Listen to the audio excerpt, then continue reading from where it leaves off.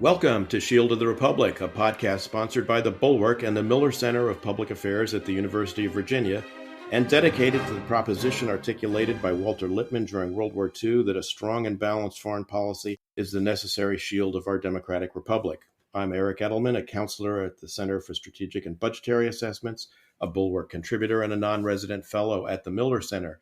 And I'm joined by my partner in all things strategery, Eliot Cohen, the Robert E. Osgood Professor of Strategy at the Johns Hopkins University School of Advanced International Studies in Washington, D.C., and the Arleigh Burke Chair in Strategy at the Center for Strategic and International Studies. Eliot, how are you doing? I'm doing very well, Eric, thank you, and very eager to have our conversation today, which will center on a book, The War Came to Us, which I think is really one of the best books out there. There are actually now quite a few about the war in Ukraine, which you and I have discussed a lot. So back over to you to introduce our guest. Well, our guest is Christopher Miller, who has been a correspondent for the Kiev Post, for BuzzFeed News, for Politico, and now currently the Ukraine correspondent for the Financial Times. And he is the author of the book Eliot mentioned, The War Came to Us, Life and Death in Ukraine, published by Bloomsbury. Chris, welcome to Shield of the Republic. It is a pleasure to be here. Your book is both very personal, but also a great opportunity to get a sense of what this war really feels like on the ground. And you really know Ukraine uncommonly well for Western journalists because you started out there as a Peace Corps volunteer. Tell our listeners how you actually came to end up in what we now know and very famously know as Bakhmut. Yeah, it was, it was all a happy or a fortunate accident, I guess you could say. I had been living in Portland, Oregon, where I was born and raised, and working as a cub reporter for some media outlets there. And when the financial crisis hit in 2008 and carried through 2009, I was looking for a place to sort of move up into, graduate from being a cub reporter up to something a little bit more senior, but there weren't many jobs to be had. So I had this idea given to me by a family member to take a look at the Peace Corps program. And so I signed up. They quickly accepted me. They asked me where I wanted to go, and they put this large map in front of me, and they broke the entire world up into 8 sections. And I said, I'd really like to go someplace in Africa. And they said, okay, we'll see what we can do. And sometime later, they called me up and said, we're actually going to send you to Ukraine. How does that sound? And I said, absolutely fine. I just wanted to have an adventure for a couple of years. And so I ended up coming to Ukraine and being dispatched out to eastern Ukraine to, as you mentioned, the city of Bakhmut, which at the time, when I arrived in spring of 2010, was still called Artyomovsk, which was a name given to the city by the Soviets. And it was named after Comrade Artyom, who was an ally of Stalin's. And it remained Artyomovsk until Ukraine began its decommunization period in 2016. So the first 2 years that I lived there, between 2010 and 2012, working as a Peace Corps volunteer, it was called Artyomovsk. And I got to know the place and the culture. I learned Russian, met some really fantastic people. And my task while there was to teach a variety of topics, including some English, to school-age children. And I worked in Central Artyomovsk at school number 11. I had an English club at the Central Library. I also taught at the Krasny Village School, or the Red Village School, which has since been renamed also after decommunization to Ivanovsky. And I helped the local city government with some development projects and essentially became an unofficial American ambassador while there, and had a really great time doing it. And, there were some hiccups in the beginning, and the book, discusses some of them. A lot of local people wondering why the heck an American 25-year-old has come over to eastern Ukraine, to this little city that most people in the world have never heard of, to spend 2 years. And it took some convincing. and I think several bottles of Ukrainian vodka and some borscht and a lot of really rough discussions at first before they came to know me and really like me, but very quickly by the end of summer I really felt like a member of the community, and I fell pretty hard for this little town and made some really good friends who remain my friends even today. And it really was the basis of my what would be my work as a foreign correspondent and the knowledge and experience that I would come to gain that would help me in my reporting now covering Russia's war here. Chris, when we talk about Bakhmut today, of course, we think about an extraordinarily bloody battlefield, which the Russians sort of managed to take and may now be pushed out of, but in any case, a place completely devastated and ruined. And I think it would be good if you could just say what was Bakhmut like before war came to it? Yeah, it was obviously a very different place. It had actually been occupied previously. In World War II, the Germans occupied it for about 2 years, and even during that time, they actually did away with the Soviet name of Artyomovsk and called it Bakhmut. So under Nazi occupation, the city was returned to its historic name. Then fast forward to 2010, it had again been renamed Artyomovsk. When I arrived, it was quiet. People really just went about their business. They wanted to go to work, make money for the weekends and the evenings to really spend time with family. It was sort of off the beaten path. It was only an hour north of the regional capital, Donetsk, where the president at the time was from, Viktor Yanukovych.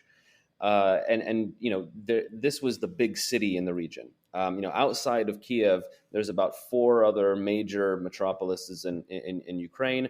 Donetsk was one of them, a city of about 1 million people, roughly. Artyomovsk, by comparison, was about 70,000. So I spent my day, crisscrossing the town center, which took me about 10 to 15 minutes. It wasn't a large place. It sort of sat in this really beautiful, tiny river valley, surrounded by salt mines and sunflower fields that I used to walk through or ride my bike through. People really, they weren't very interested in politics.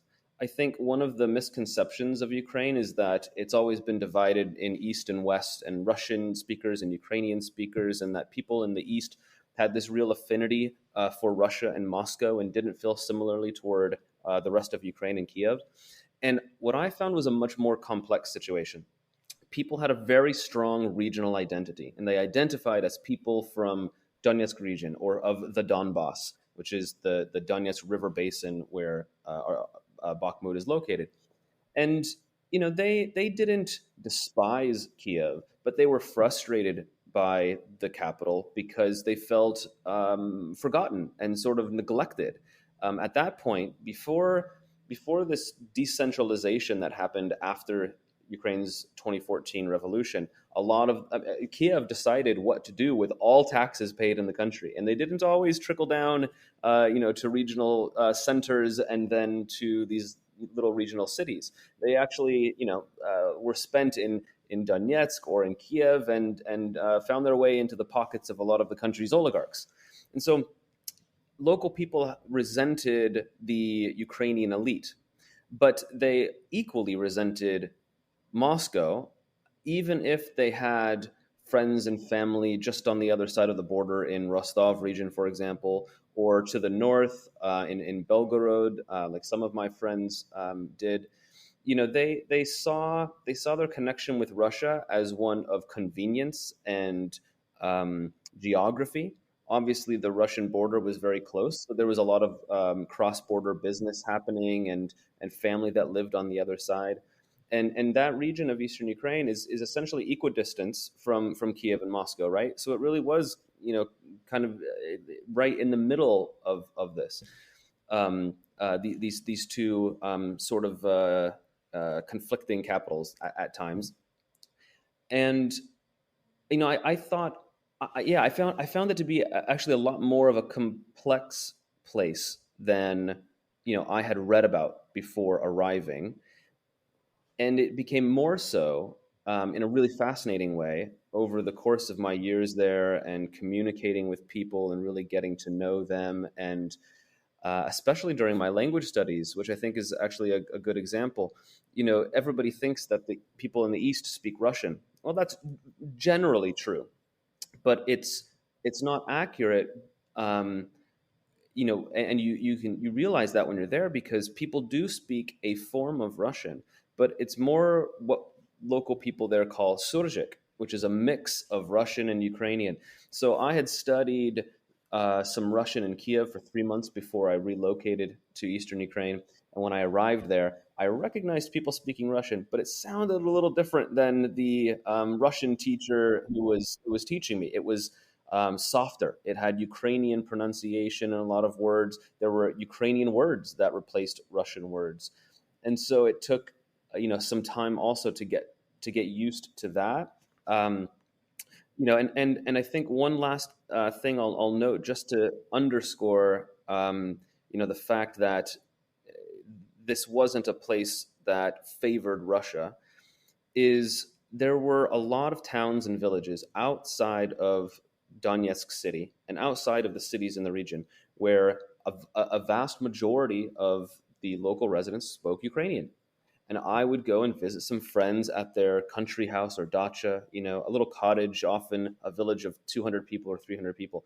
And I'd find that it was actually difficult to communicate with people there in my, at the time, rudimentary Russian, because a lot of them had actually come over from Western Ukraine trying to flee the Germans advanced during World War II and settled in these towns and villages. And with them, they brought their Western Ukrainian culture and Ukrainian language, and so it was actually just more of a colorful, complex place than a lot of people make it out to be. And as somebody who's as two people who've worked on this region and read a lot of coverage about it, that sometimes we oversimplify things, and that's what I was really trying to stay away from in the book. And I had plenty of space to do it in. So I was pleased that I could finally explain some of what I just said in this project. The book is very good on that. And if I could just ask one quick question on that. So the cliche is that the war, which in many ways began in 2014, but then, of course, you have the invasion in 2022, has altered the collective Ukrainian sense of identity. And I was wondering, do you agree with that? Is that, you just described something that was quite complicated, although distinctively Ukrainian. But is that now very, very different or not? Yeah, that's a really good question. I think, to put it simply, if Vladimir Putin set out to turn Ukrainians against each other and to bring them on his side, he has done the exact opposite in invading a country and causing great destruction to regions where he had some sympathizers. And I don't want to say a majority of sympathizers, but places like Odessa, Kharkiv, Donetsk, Lugansk, Dnipropetrovsk, Zaporizhia, Kherson, Crimea. These are all places in the south where the Russian language was the language predominantly spoken, and people did have some sympathies or interest in Russia. But after the 2014 invasion, and especially, in the years since, and certainly after February 2022, we see a Ukrainian population that is more united and pro-Ukrainian, and not only that, but anti-Russian than ever before. And the polls show that. Anecdotally, I can tell you from conversations here that Russia is widely despised. That if anybody had an inkling of sympathy for Russia after 2014, and some people did, including those who were stuck or chose to remain on the Russian occupied side in Ukraine, or in Lugansk and Donetsk oblasts, then many of them now are completely against Russia, and there's no coming back from this. It's Putin has gone too far, done too much, wreaked too much havoc, destroyed the lives and cities of people, including Bakhmut, which is for all intents and purposes destroyed. It'll have to be completely rebuilt if Ukraine ever retakes it. I'm talking to you from a city where I heard a majority of Russian spoken until the full scale invasion. Here in Kiev, it's been a very much a Russian speaking city, as much as a Ukrainian speaking city. But now people are very consciously making the decision to switch, and there's a really strong anti-Russian sentiment here. Your understanding of the complexities, Chris, I think kind of really suited you for the next sort of phase of your life when you decided to become a correspondent for the Kyiv Post. And the Kiev Post, you might want to explain to our listeners what it actually was and what it did. But I mean, in a sense, it was very engaged in sort of not, without risk journalism, exposing a lot of the corruption that was endemic in post-Soviet Ukraine. And some of that muckraking journalism, some of those revelations, when I say not without risk, I mean, there were journalists in, earlier period like Gongadze under Kuchma who were literally beheaded, killed. But even in your time, journalists were, roughed up, beaten, some killed, while people were exposing the Party of Regions and Yanukovych's corruption, all of which ultimately culminates in the revolution of 2014 that takes place at the so-called Euromaidan, which is one of the most dramatic episodes of the book because you were there. So can you talk a little bit about your transition into muckraking journalism and then how you came to be, present at the revolution, as it were? Yeah. My time in Eastern Ukraine as a Peace Corps volunteer really got me interested in Ukrainian politics and the anti-corruption efforts of a lot of Ukrainian reformers and activists, and to use your term here, muckraking journalists. I met a couple of guys in Donetsk city, and they had invited me to give some lectures on the Western style of journalism and how we do reporting back in the U.S. for the Donetsk Press Club. And so I got to train a dozen or so local Eastern Ukrainian journalists who, were very interested in learning how we did journalism back in the United States, and journalism is done very differently over here. A lot of it is very favorable coverage, paid for coverage. All of the major television stations, even today, are still owned by a lot of the country's most powerful businessmen and oligarchs. And so if you turn on one station, it's generally, maybe not right now because they're all against Russia, but back then, one station would attack the other station's owner and vice versa. So I had finished my Peace Corps service and decided that I wanted to stay in Ukraine, but I also wanted to get back into journalism. And so to scratch that itch, I decided that I would move to Kiev, the Ukrainian capital, and find a job as a reporter here. And because I'd been out of the game for a couple of years, I wasn't able to immediately find a job at a major Western publication. But we had this newspaper called the Kiev Post.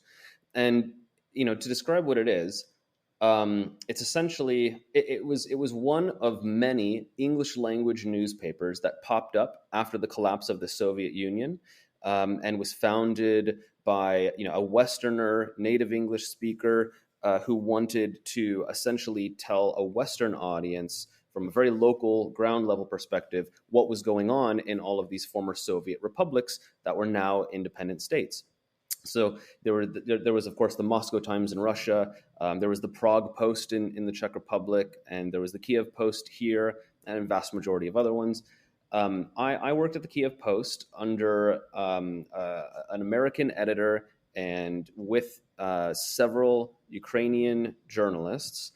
And it was the one place, because it was independently owned and not beholden to any powerful political interest, where we could do real journalism and investigative reporting without, the censorship that a lot of the Ukrainian newsrooms faced. And that meant getting into some trouble at times, but doing some really important stories that drove news cycles here, and even a lot of the international cycles. We would oftentimes be the first to report on some kind of corruption scandal before even the New York Times or the Washington Post or the Wall Street Journal would report on this. Because most foreign correspondents at that time weren't based in Kiev, but rather in Moscow. And that also gave me a leg up, and would give me a leg up in reporting on Ukraine in the years to come, because a lot of foreign correspondents would only come here if there was a revolution or a war. But I was here the entire time. So, working at the Kiev Post, was absolutely fascinating, and a real chance for me to cut my teeth in foreign correspondence. And I give a lot of credit to a woman named Katya Gorchinskaya, who was my editor at the time and became a very, very close friend of mine. She, in her heyday as a young journalist, was known for being especially tough and asking difficult questions, and even challenging the president, Leonid Kuchma, on live TV, and his powerful chief of staff, Viktor Medvedchuk, at the time too. And she had great news sense. She really helped me understand the country and to dig up stories. And while I worked there for nearly a year, we did a lot of that type of reporting. And then the Euromaidan protests broke out. So that entered, that began a new phase, not only in Ukraine's, modern history and putting it on this westward path, but also in my reporting career. It began as a protest. It was peaceful. I was there in the first days. Ukrainians in the many dozens, or a few hundred, were out there holding signs, protesting against then President Viktor Yanukovych's decision to turn away from the European Union and not sign this much anticipated and hoped for association agreement, but rather to turn back eastward toward Moscow and to seek a bailout from Russia. And I remember after a couple of weeks of this, or a week and a half, it wasn't too long. One of my colleagues and I at the Kiev Post actually co-authored a story that said the Euromaidan protests are dying out. It doesn't look like they're going to be able to sustain them. Yanukovych could win this, and how are they going to move from the streets to other actions to put pressure on the government? And then Yanukovych sent his security forces to beat up, brutally attack a bunch of young college students on Independence Square. And from that moment on, this peaceful protest, really transformed into a revolution that lasted for 3 months total. I was there day in, day out, spending long, very cold nights around barrel fires, talking with revolutionaries. And until the end of February, when Viktor Yanukovych fled the country and the revolutionaries declared victory and put in a new temporary government. It was a really wild time, and I did it while working for the Kiev Post and filing several reports a day, but also working as a stringer for several other international media organizations, a lot of them British newspapers like the Telegraph, the Independent, and the Times of London, and it was I could sense then that it was not only a moment of great change for myself professionally, but a huge moment for Ukraine and Ukrainians. But even then, we still didn't really know what was just ahead of us. Could you expand on that a bit? Because I think it seems to me that many of us in the West really missed the significance of the Euromaidan movement, or as I think the Ukrainians like to refer to it, the revolution of dignity. And as a result, not fully understanding that in 2022, which isn't that long after, it's 8 years or so, it's almost like you're dealing with a different country, because at the same time you're also having the Russian seizure of Crimea and Donbas, in which the Ukrainian military is really flat on its back, is not able to do very much, at least initially. And this is very, very different from what we've been seeing over the last year and a half, with a military that is in many ways quite competent, and a civil society that's aroused, and a government that's maybe a flawed democracy, but definitely democratic. So could you just walk us through how, what was that transition like? And what are the things that people don't know about it that they probably should? Mm-hmm. Yeah, I think a lot of people assume that it was a revolution that was about just getting Ukraine onto a European path, the path that it had been on before Yanukovych rescinded this deal. But after the violence of this attack on university students in late 2013, it became a revolution of dignity, and not and moved beyond Euromaidan, because people were angry at corruption, at the state's use of violence. But they also wanted to sign this association agreement with the EU, but not all of them did. So there actually was this mix of a lot of political viewpoints. You had anti-corruption, very pro-democratic reform activists involved, but also throwing Molotov cocktails right beside groups of far right-wing Ukrainian nationalists who were beside, let's say, journalists turned Euromaidan revolutionaries, old, young, families from all corners of the country coming out there to protest against a vast array of issues, to change their country completely, I think, and for the better. Like, essentially, Maidan, with Maidan, the country crossed a Rubicon. There was no going back after the ouster of Viktor Yanukovych, and certainly the future of any explicit pro-Russian party had been dashed. There would still remain a pro-Russian party even up to February of 2022, but they would never see the type of support that they had while Viktor Yanukovych was in power, pre-revolution. It really meant that Ukraine was, at that point, going to remain farther from Russia than it had ever been before, that it would, that it really was set on its Western path. Now, that path, of course, would be riddled with various obstacles, and sometimes they would, over the next many years, take 2 steps forward and 1 step back. Ukraine does have this uncanny ability to be its own worst enemy, and put forward ideas and reforms that on paper look great, but there's a lot of devil in the details, and some of them would still some of these reform efforts would still serve powerful interests, but ultimately, what the revolution meant was that Ukrainians were sick and tired of the old way.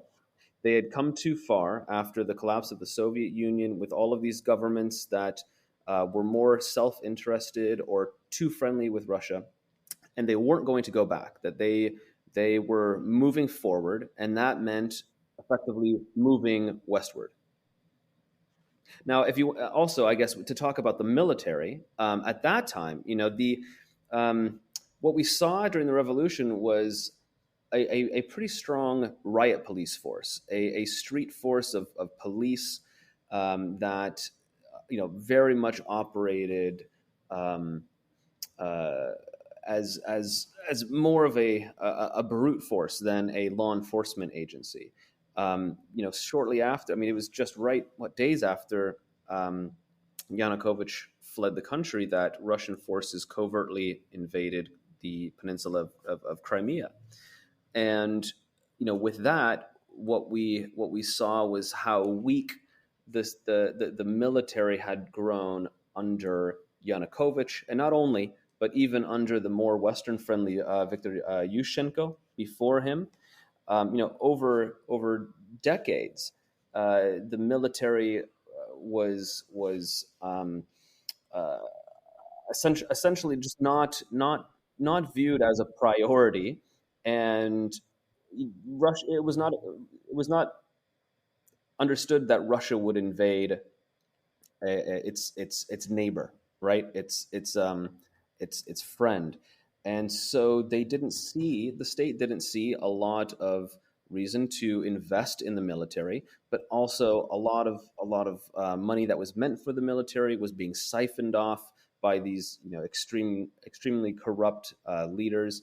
And by the time Russia invaded Crimea, the acting president at the time, Alexander Turchinov, told me that he had just 5,000 to 6,000 military personnel who had any form of actual military experience, many of them as peacekeepers abroad, because Ukraine used to participate in a very big way in peacekeeping operations, or a Soviet military experience, and maybe some of these Western exercises that were also happening in the Black Sea. And that was just not enough to fight back against a much more powerful Russian army. And so it was, there were people, Turchinov himself included, who at the time wanted to and sought assistance, including from President Barack Obama at the time, and were told explicitly, stand down, do not respond. Any response could lead to a greater military aggression on Russia's side. And so they did. And what happened was this taken apart, disassembled military was demoralized.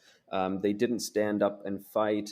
Some of them joined the Russian side. And when the Russians very quietly moved into eastern Ukraine and began taking over city after city, they still didn't do anything. And so, what happened was the revolution force that was on the Maidan during the winter of 2013 and 2014 became Ukraine's military response. These volunteers who previously were hucking Molotov cocktails and paving stones and sticks at police took up arms and rushed to the front to try to stop the Russian advance in the east. So fast forward to 2022, and what happened is, and I won't jump too far ahead of myself, but you see a very, very different army, but it grew from these volunteers and people who, with very little, if any, military experience or Soviet era training, rushed to respond, and then over years of Western training and reforms, it grew into this military that would eventually be able to keep the Russians from advancing on Kiev.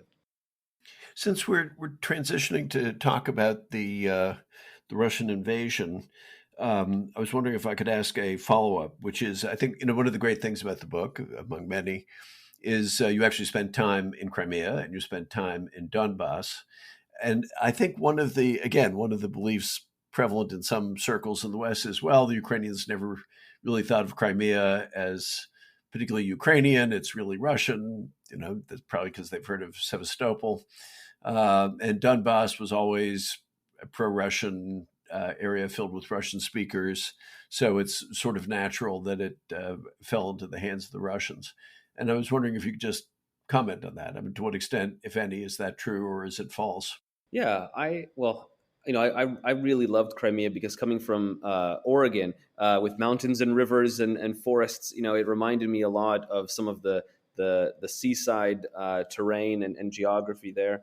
And so I used to try to go down there as much as I could, especially during the summer when it was warm and the water was great. And I would go down there and feel pretty comfortable getting around in my Russian because a vast majority of people spoke Russian. I do not recall anyone speaking Ukrainian to me. But that didn't mean that people were anti-Ukrainian or even pro-Russian. There were certainly a lot of Russian flags down there at the time, and a lot of pro-Russian sentiment, and you could see that and get a good sense of that. The Ukrainian capital felt a long ways away from Crimea, that's for sure. And if you went down to the ports in Sevastopol at the time, in particular, you would see the Black Sea, the Russian Black Sea Fleet, including the Moskva cruiser parked in Sevastopol Bay. I remember I even took photographs of it when it was out there because it was the first warship of that type that I had certainly ever seen. And so, the Russians were there in Crimea. They had a lease to keep their navy vessels there. This lease was extended by Viktor Yanukovych during his time in a really controversial move, if you both recall, which I think allowed the Russians to lease the bay through the 2040s. Which is quite a long time. So these Russian soldiers and navy men who invaded actually came from the Black Sea Fleet down there. It enabled them, if I recall correctly, that agreement by Yanukovych to actually increase the number of personnel they had. Yes, I think to around 25,000, right? Yeah, something like that. Yeah, so if you've got 25,000, give or take, Russian soldiers taking over the peninsula and less than or roughly 5,000 Ukrainian soldiers in the entire country who are able to respond. You see why Ukraine was in a difficult position and probably couldn't have done much to respond without significant and very fast Western help. And so, I think because of that, also that Russian presence there, there were certainly a lot of folks who were Russia friendly and did believe that life under Russian control would be better. Pensioners, in particular, had a nostalgic idea of Russia, and they would remember their life in the Soviet Union when they had a little bit more money and felt that their pensions would be a little bit more if they were still under Russia, who welcomed a lot of these Russian soldiers as they took over. And if you remember, the Russian soldiers, they essentially took over the peninsula without firing a shot. And it was one of the strangest things I've ever seen. A really heavily armed army storming a large swath of territory without having to even fire a shot and being greeted by a lot of people, with open arms. And that's what this earned them the nickname polite people. And there's now a statue that stands in Crimea that was put up by the Russian occupation authorities of a soldier and a little cat and a woman coming up to him, because there were a lot of people who welcomed this Russian occupation. That said, there were many others who did not, but they didn't really have a voice. There weren't a lot of people willing to stand up and fight back against this slow-moving, insidious invasion for very obvious reasons. And Crimean Tatars in particular, recalling life after being taken to the far east of Russia, or many places in Central Asia, forcibly deported under Stalin. Many of them had only come back in the last 20 years after the fall of the Soviet Union. So they were rebuilding their homes and their community when this happened. And they were certainly a group of people that did not support the Russian occupation of Crimea. Probably bears mentioning here as well that long before it was part of the Russian Empire, it was a Tatar Khanate. So, the arguments that one hears sometimes that this is a historically Russian territory from time immemorial is really a kind of falsification of the history. Well, most of Putin's justifications are false too, right? I mean, he says the Donbas is Russian, but actually it's not. It was ruled by, Cossacks, wild Cossacks on the wild steppe for a lot longer than it was under Moscow's rule, right? And I think it was tens of thousands of Russians who were brought into eastern Ukraine during Russia's industrialization period to run the factories, to ensure that they were controlled by folks connected to Moscow, not in Kiev. So they essentially Russified even eastern Ukraine too. So any sympathies that or pro-Russian sympathies in eastern Ukraine and Crimea were largely because Russia had forced itself on both of these regions. I mean, as I listened to you speak too about the Euromaidan and whatnot, it did strike me, because this has obviously been another part of Russian agitprop, that there was nothing to do with NATO about this, the revolution in 2014.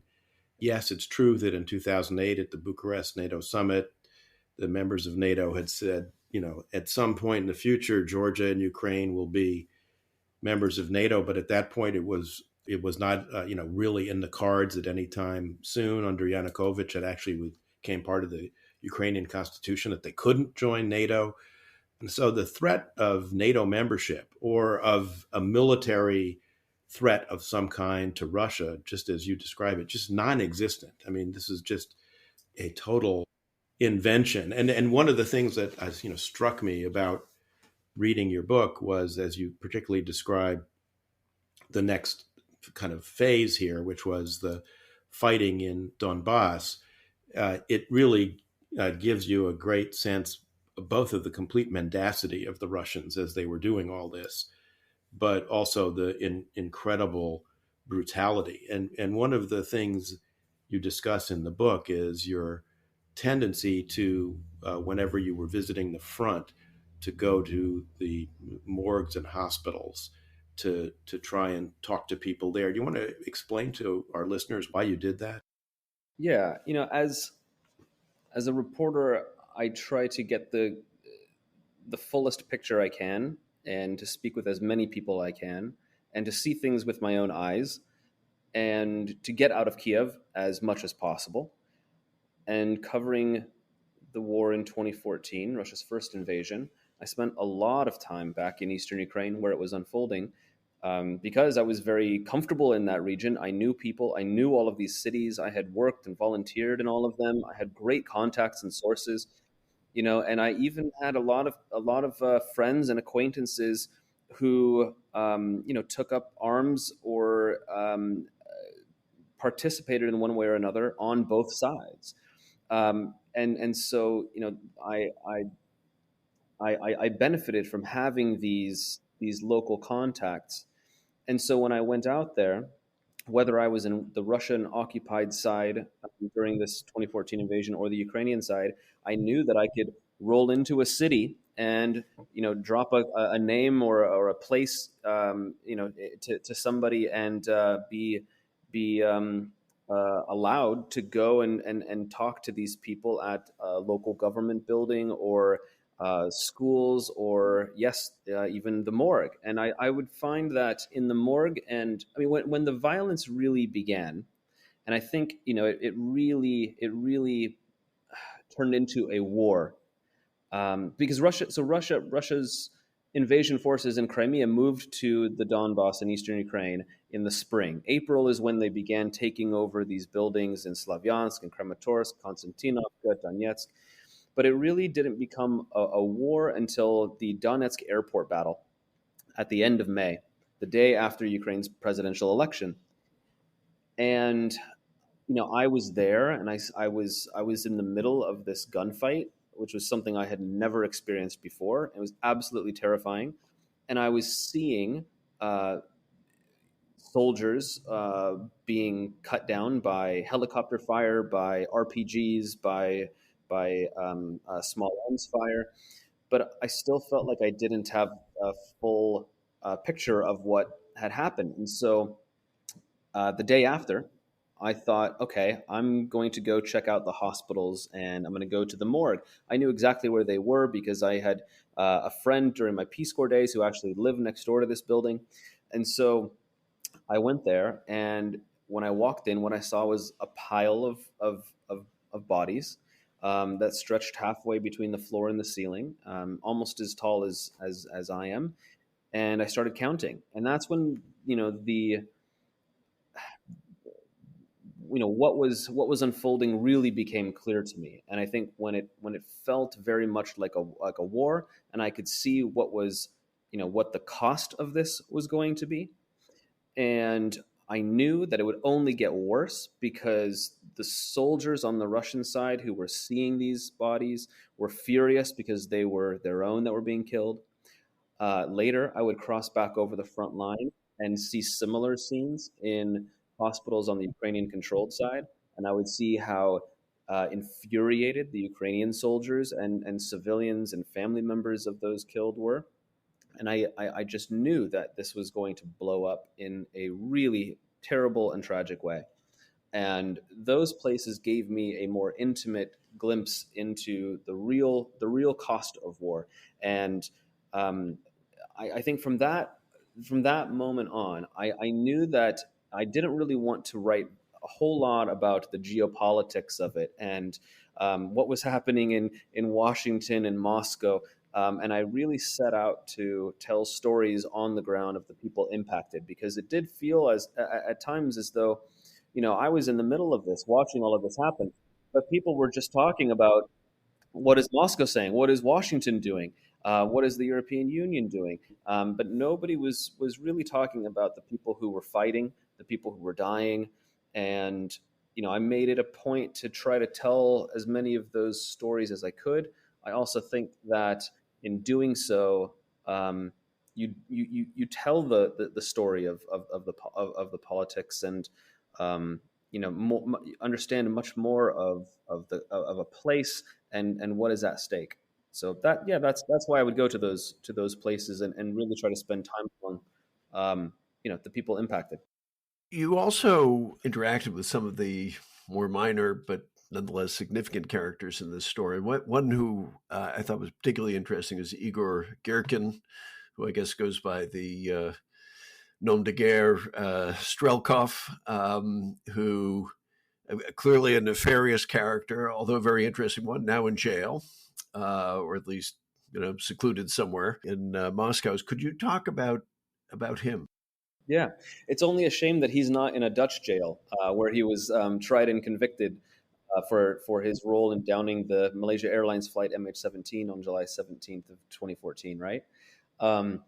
I first bumped into him in the city of Slavyansk in eastern Ukraine, not too far from Bakhmut, shortly after he had taken over the city with a group of gunmen who were with him in Crimea in 2014.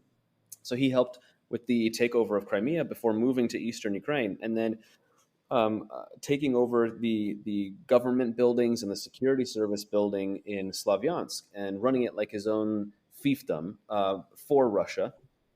Many of his guys spread out to nearby cities and overtook Konstantinivka, Kramatorsk, and essentially locked them all down, not really allowing many of the Ukrainian police and security forces in.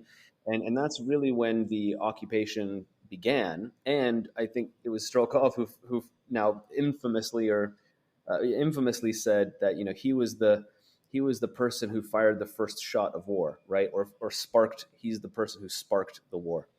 So that is his own personal claim to fame. But he ruled Slavyansk with an iron fist and put into place this old Stalin era governing system and these old wartime laws that saw people who shoplifted or stole articles of clothing be forced to sit for a military tribunal and quickly convicted, obviously not receiving anything resembling a fair trial, and then be executed in the back of the building by firing squad.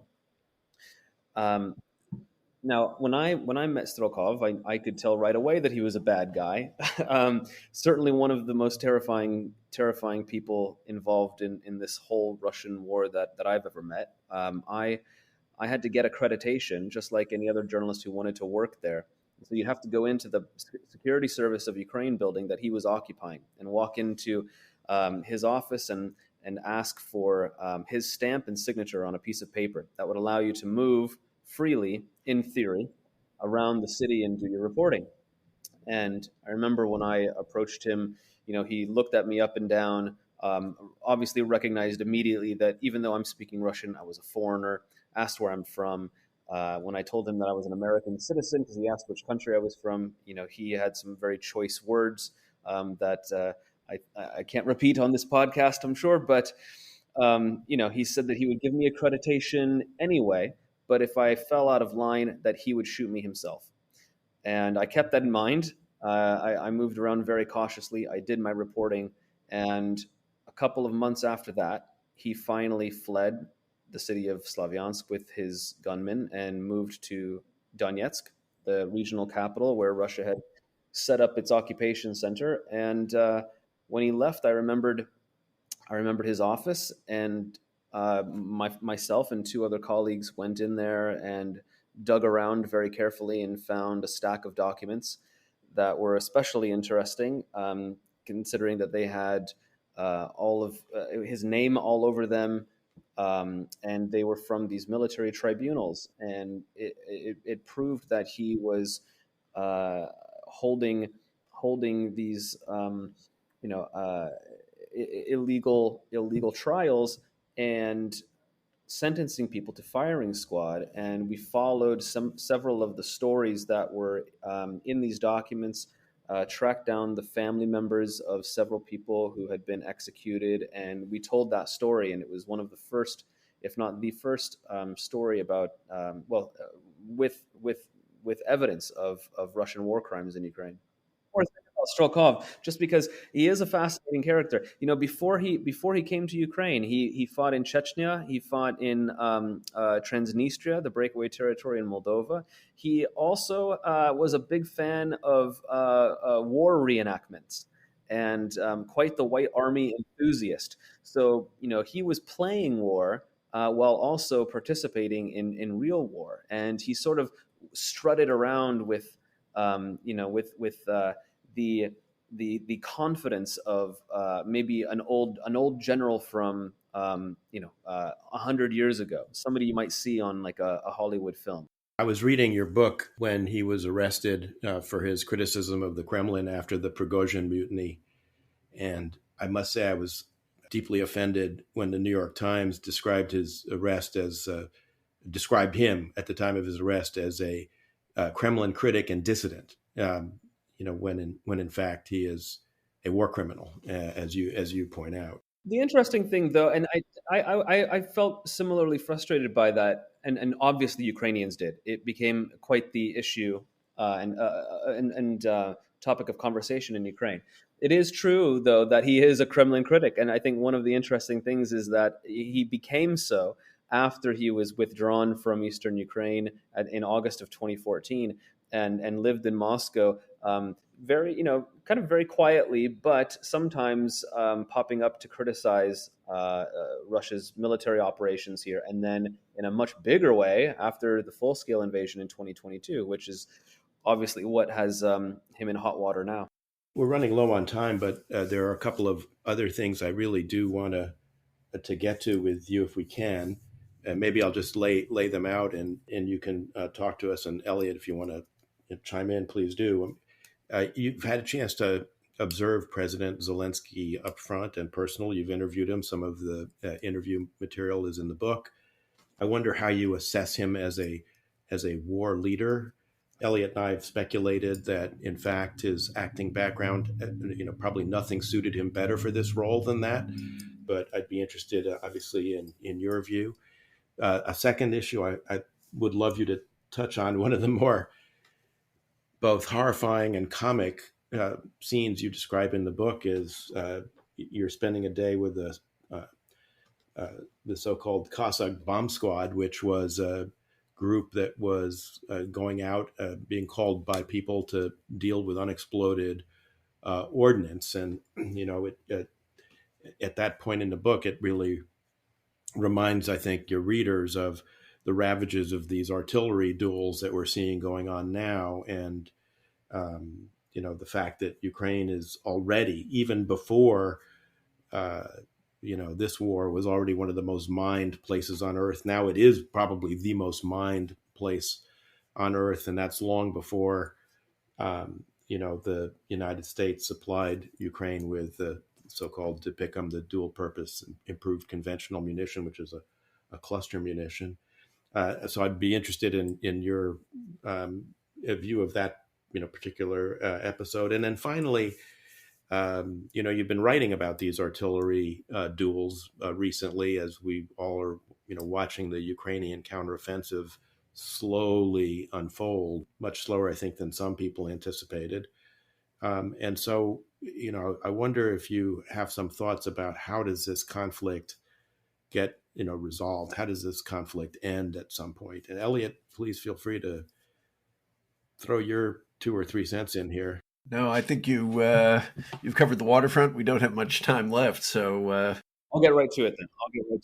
I think Zelensky's story is one of the most intriguing of the last year and a half, I think, and the ways in which he's transformed himself and I think the country are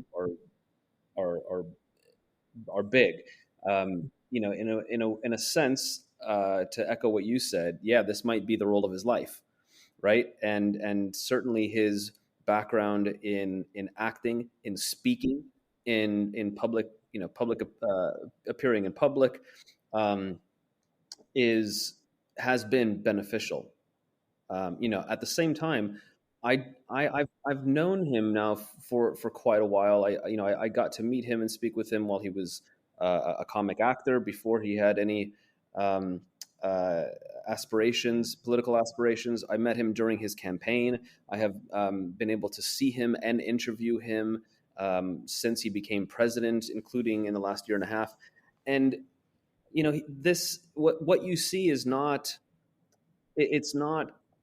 I really don't believe it's acting. I think. I've known him to be very much the person you see on TV. Now he has political flaws and personal flaws, but I think one of his, if not the strongest, his strongest attribute is his ability to look right at you, to understand what you're going through, and to be able to speak to you and to articulate what he's going to do, what he hopes for, and that's really been his superpower in this past year and a half, is being able to relate to a population whose homes have been destroyed, who've seen family members be killed and wounded, in this really horrific and tragic moment. He has been able to really connect with people and to inspire them. And I think the most important decision that he's made throughout this entire full-scale invasion was actually a rather, you could call it. I was going to say it was a simple decision, but I guess if the second most powerful military in the world is storming toward you, it's maybe a pretty big decision. But in any case, he decided to stay in Kiev and not run away. And Washington had urged him to maybe consider heading to Western Ukraine, or even across the border into Poland, to try to keep his government together and to keep him alive. And he said, I'm not going to leave. And he stood his ground and went out and delivered what was probably his most famous and important speech he's ever given. It lasted mere seconds, right? It's nothing like his several minutes long or 15 minutes long nightly addresses now. But in about 40 some odd seconds, he told the country, I'm here, my people are here, we're standing up. We want you to as well. We're going to fight. Russia's not going to win. And it really, I think, inspired the nation and rallied people to defend themselves. And I think that was a huge reason why Kiev did not fall in days or weeks. And after several days, Kiev and Ukraine's military finally got their act together and put up a very strong defense. we know the rest of the story, right? Russia had to retreat and move back across the border. So yeah, he's just an absolutely fascinating, stunning character. I'll wrap on him by saying only that he does face a lot of really difficult questions whenever this war turns to a stalemate or is resolved, because a lot of Ukrainians want to know why he didn't do in their mind, a better job of preparing them for this full-scale invasion. You'll remember that he said repeatedly to Washington and Western allies, stop fear-mongering, stop saying that Russia is going to invade and that it's inevitable. You're destroying our economy, you're scaring our people, you're causing chaos and panic, and we don't want panic here. And so he said, there's this now infamous line that he said, Ukrainians will be fine. We'll be barbecuing in May. And of course, the country was very much at war in May, and we had seen the atrocities that Russia had carried out in Bucha and Irpin and many other places. So, at some point, he will face some very, very difficult questions by his Ukrainian population. Secondly, the Cossack Bomb Squad. I put that in there because it was just one of the weirdest things that I had done as a reporter. And to me, a good example of one of those moments where I'm not quite sure I made the right decision to go along with this group. I did not set out to be a war reporter. I was very happy writing about politics and sitting my butt in Kiev here, where you can get great beer and food, just like you can anywhere else. The revolution happened. I learned how to report on that, got my first gas mask and even wore a bicycle helmet to keep my head protected from Molotov cocktails and paving stones. But then by the time the war began, I had to invest in a ballistic helmet and a bulletproof vest, and was very much learning as I went along how to behave in wartime and cover a war. And I operated most often as I did as a Peace Corps volunteer. To get to know the country, I told myself, say yes to everything. Don't turn down any invitation, because it could lead to some kind of terrific story or experience. Well, that got me into some pretty tricky situations come wartime. And this was one of those where I was invited by this group of Russian Cossacks who were a demining group, and going around to the destroyed city of Debaltseve after they had just they had captured it from the Ukrainians, and not only, but had also devastated Ukraine's military and killed hundreds of them in a retreat that they said they would not attack, but did. And this town was important because it was a railway junction. They were moving around, taking all of this rocket debris and unexploded ordnance back to a location where it was actually a Ukrainian bunker where soldiers had been, where they were going to blow it up. And they invited me to come along so that I could see. And I got a glimpse into just how much artillery was being used. In about half a day, they gathered dozens and dozens of unexploded ordnance stuck in the ground, stuck in people's homes.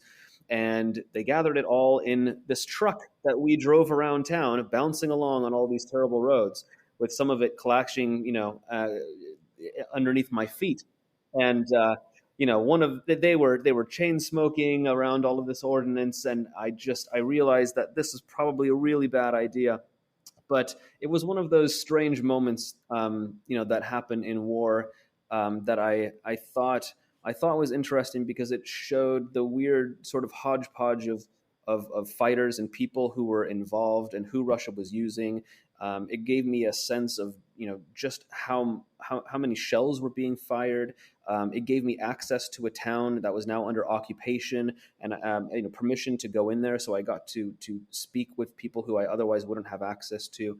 And so it was a valuable trip in the end, and I'm glad that I lived to write about it. Lastly, the counteroffensive, and I guess sticking a little bit with the theme of artillery. This counteroffensive got underway just a little under 2 months ago, and it didn't get off to a very good start, to be honest.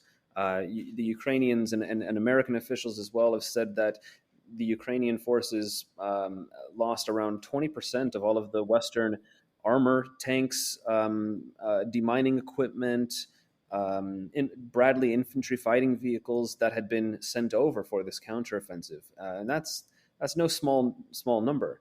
And the trouble that they're having is they spent months and months, the Ukrainians did, training for this counteroffensive, acquiring as much weaponry as possible, especially artillery shells and tanks and other heavy armor.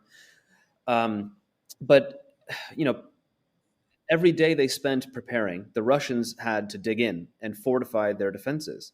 And so what we're seeing are these really heavily defended Russian lines in the south of the country, especially anti-tank trenches, miles and miles of miles deep minefields, and the Ukrainians are having a heck of a time breaking through it, even with all of this Western weaponry. And their complaint is a lot of this assistance from the United States and other Western countries arrived too slowly.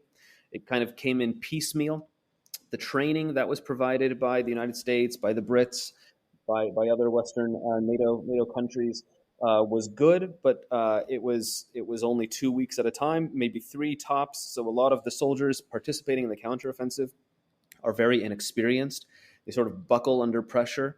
The Ukrainians used up a lot of their very experienced brigades in the Battle of Bakhmut, which was this grinding war of attrition that saw really experienced units like the 93rd Mechanized Brigade be decimated, and now they're reconstituting and not even taking part right now in the counteroffensive. So the counteroffensive sputtered. There was a little break. The Ukrainians said, "Okay, we need to come up with a plan B." Plan B was to revert back to using Soviet-era tactics and pounding the Russian positions with heavy artillery. That includes these cluster munitions that the Americans have supplied them with. And I've heard from some of the soldiers down there that those are helping quite a bit in keeping Russian soldiers from popping up and firing at their tanks with anti-tank weaponry and keeping them essentially suppressed while they're able to move a little bit closer to the Russian front lines, meter by meter, tree line by tree line. And they're having a little bit of success now. There's a little bit of momentum on the Ukrainian side, but they still haven't managed to break through the Russian front and to even get down really to where their most heavily defended lines are. And that tells me that we're in for a very long, grueling, tough fight.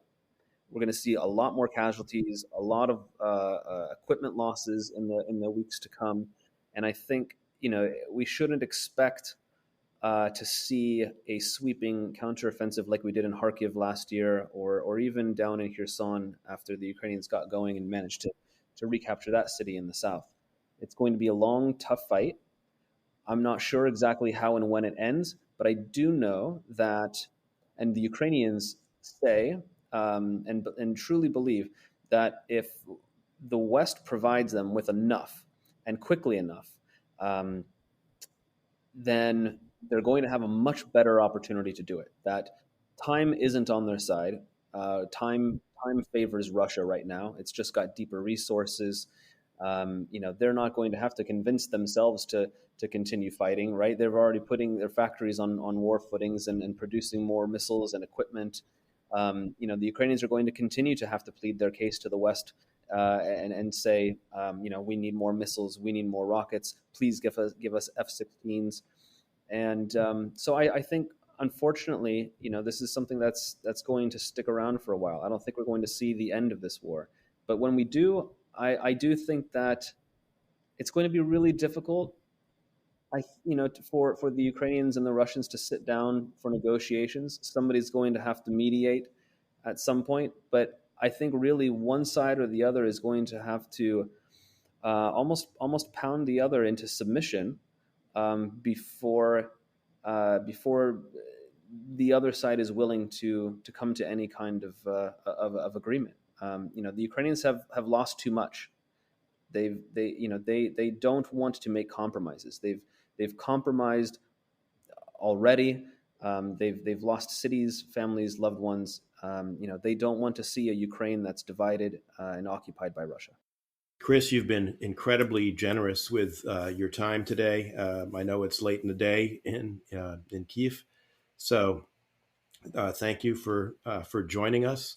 Our guest has been Christopher Miller, the author of The War Came to Us, Life and Death in Ukraine. And if you want to get a real appreciation for, as he was saying a few minutes ago, the human cost of this war, I can't think of a better source for you to consult. Yeah. Chris, thank you. And I don't go driving around with loose artillery rounds bouncing around in the back of your truck. It's really not a good idea. I've learned my lesson. Thank you both very much. This is a good chat. Once is enough. Eliot and I will be on a short break next week, a little bit of a summer break. We'll be back in 2 weeks with Isabel Kirshner, the New York Times correspondent in Israel, to talk about her book and about what's going on in Israel. But that'll be it for this episode of Shielded Republic. Thank you for joining us.